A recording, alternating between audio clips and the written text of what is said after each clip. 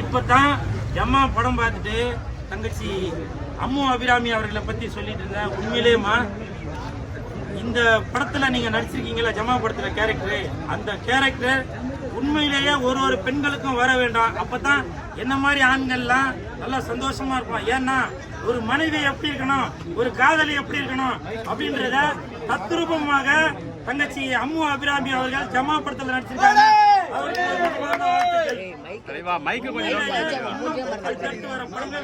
சூப்பரா பண்ணணும். என் மனமார்ந்த வாழ்த்துக்கள். இயக்குனர் அவர்களுக்கும் நான் சொன்னேன்னு சொல்லி ஸ்பெஷலா ஒரு வாழ்த்துக்களை சொல்லிருக்கேன். சரிங்களா? Super super. இந்த படம் தெரியும் சொல்லுங்கம்மா. வாழ்த்துக்கள் வாழ்த்துக்கள்.